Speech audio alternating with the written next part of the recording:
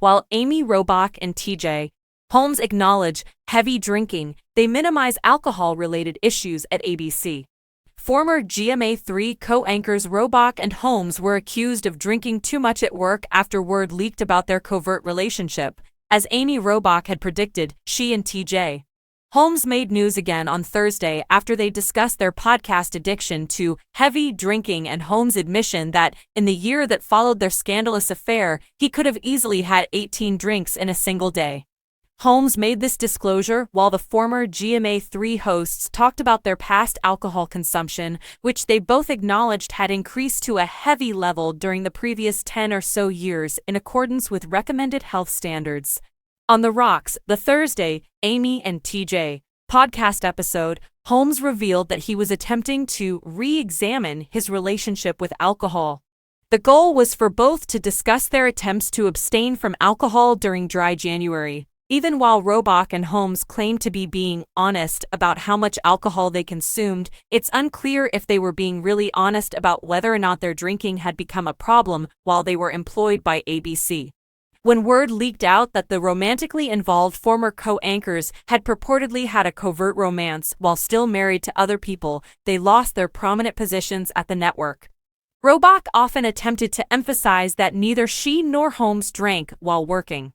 For instance, Robach told Holmes, "You were responsible at work for being alert and on your game," and that they would go running and grab beers after their morning jobs at ABC.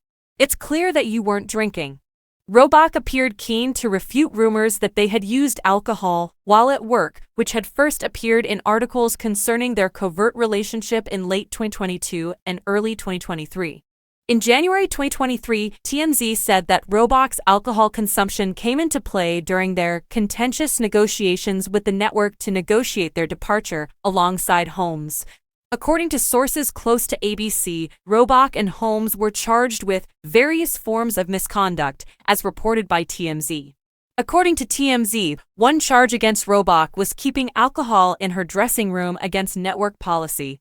Another claims that the day after attending the college football national championship game the previous year, Robach arrived to work drunk. At the time, TMZ reported people purportedly speaking for Robach called these claims ridiculous and a witch hunt. According to a source, Robach's dressing room had sealed booze bottles that were given as gifts to on-air talent by network executives.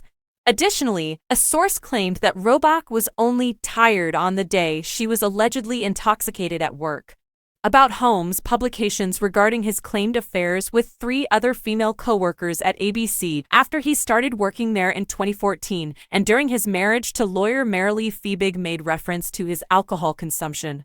At the network, all of these women had lower-level positions. The Daily Mail claims that one of these women was a 24-year-old intern who started having sex with him in 2015, even in his workplace. According to the Daily Mail, Holmes was under the influence of alcohol when he interacted with the girl. A source told Daily Mail, Holmes was someone who would grab drinks, and he and the intern started doing that. These alleged sexual encounters, according to the source, who also called Holmes a predator, happened in his office. She added that Holmes would call her in and where she saw him drinking liquor. Holmes also acted in other ways that the source described as risky and incredibly reckless. The insider claimed that Holmes once got handsy in a highly public setting when the two of them were enjoying drinks. The insider claimed that he just didn't seem to care. He's wearing his ring, as you can see. He works in a relatively well-known job. He is married. However, at that moment, he didn't seem to be worried about any of those things. At the time, neither Holmes nor a spokesperson responded to this Daily Mail article. He and Robach haven't talked about his other alleged job transgressions since they started their podcast in early December. Their podcast has so far mostly consisted of the hosts sharing their personal relationship and sex life thoughts with listeners. Holmes made a passing reference to some personal troubles in the past in their pilot episode. However, he stated that conversations regarding those issues would have to wait for another episode after acknowledging he was in bad shape. Holmes touched on his time when he was in bad shape when talking about his drinking on Thursday's show. He said that he drank to cope with his 2015 diagnosis of mildly severe depression, which he received improper treatment for. He claimed, "It was the first time I started drinking to numb pain." Additionally, Holmes and Robach stated that they wish to persuade others to reconsider drinking by being honest with their listeners about their own drinking. Robach claimed that throughout the last decade for sure, her drinking had been heavy. She disclosed that she was having over 30 drinks per week, which she described as appalling. The Centers for Disease Control and Prevention state that 8 drinks or more a week is considered heavy drinking.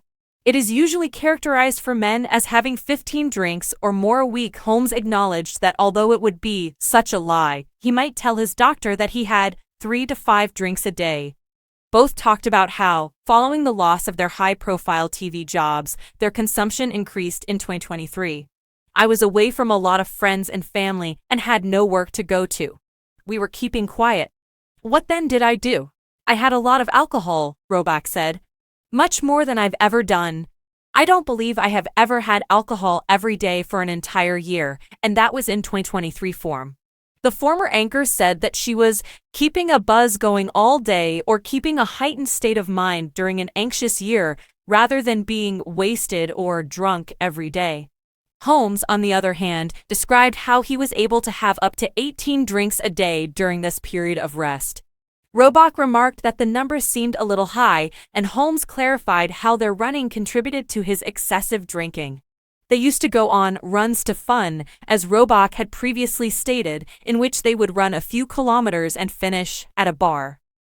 Holmes clarified, "Now we will run at 8 or 9 in the morning. And I come back and we have a beer," adding that because the group runs to fun. By lunchtime, he would usually be 2 drinks in. He mentioned that unless they had errands to run, they would usually have at least 2 additional beers throughout lunch. Holmes said he could easily have a drink in his hand from 2 in the afternoon until 7, 8, 9, or 10 at night. After that point, you calculate those figures, and that means a drink every hour for an additional 8 hours or even less.